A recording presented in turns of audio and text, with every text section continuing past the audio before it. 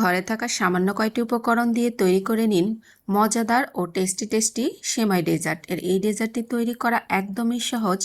একবার যদি আপনি বাসায় তৈরি করেন, আপনার পরিবারের সবাই আরও একবার বানানোর জন্য রিকোয়েস্ট করবে। রেসিপিটি শেষ পর্যন্ত দেখার অনুরোধ রইল। এই ডেজার্টের প্রধান উপকরণ হচ্ছে সেমাই, আর এখানে ভার্মিচেলি চিকন সেমাইটা ব্যবহার করতে হবে। সাথে এখানে আমি নিয়েছি চিনি গুঁড়া পোলাওয়ের চাল 3 চামচের মতো চাল আমি হালকা ব্লেন্ড করে নিয়েছি, আর সাথে নিয়েছি কয়েকটি কাঠবাদাম আধা ভাঙা করে নিয়েছি। এখন আমি প্রথমেই সেমাইগুলো ভেজে নেব। তো তার জন্য প্যানের মধ্যে দিয়ে নিচ্ছি 2 টেবিল চামচের মতো ঘি, আর ঘিটা হালকা একটু যখন গলে আসবে তখন এর মধ্যে আমি সেমাইগুলো দিয়ে নেব। ভার্মিচেলি সেমাইটা বেশ কিছুটা লম্বা থাকে, হালকা কিছুটা ভেঙে আমি এখানে ব্যবহার করেছি। 3 থেকে 4 মিনিটের মতো এটাকে ভেজে নিয়েছি। এরপর দিয়ে নিচ্ছি হাফ কাপের মতো পানি আর হাফ কাপ পরিমাণ চিনি। মিষ্টিটা আপনারা আপনাদের পছন্দ অনুযায়ী এখানে ব্যবহার করতে পারেন। আর সেমাই এখানে ব্যবহার করেছি একটা প্যাকেটের অর্ধেকটা পরিমাণ। তো এখন আমি রান্না করে নিচ্ছি সেমাইটাকে, সামান্য একটু ফুড কালার ব্যবহার করছি। আর এই সেমাই রান্না করতে মাত্র 5 মিনিটের মতো সময় লাগবে।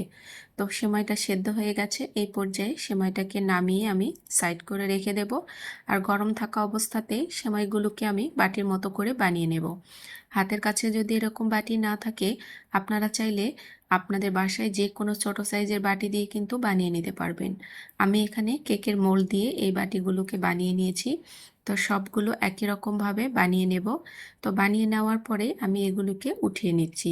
আর এগুলো একদমই ভেঙে যাবে না, আর অনেক বেশি সফট থাকে, মুখে দিলেই একদম মিলিয়ে যাবে। ভেতরে যে পুরটা দিয়েছি সেটা এখন তৈরি করে নেব। এর জন্য নিয়ে নিচ্ছি 2 কাপ পরিমাণ লিকুইড দুধ।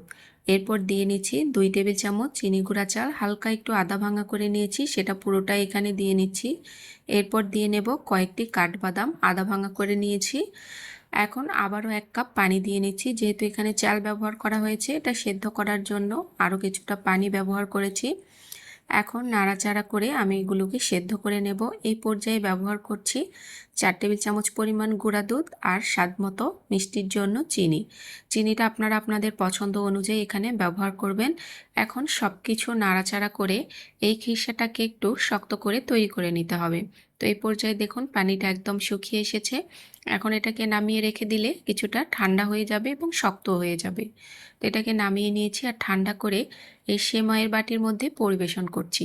এটা খেতে এত বেশি মজাদার হয়, একের মধ্যে দুইয়ের টেস্ট। আপনারা বাসায় একবার হলেও এই ডেজার্টটি ট্রাই করে দেখবেন, খেতে খুবই দুর্দান্ত হয়। রেসিপিটি ভালো লাগলে শেয়ার করে দেবেন। এই পর্যন্তই। আল্লাহ হাফেজ, আসসালামু আলাইকুম।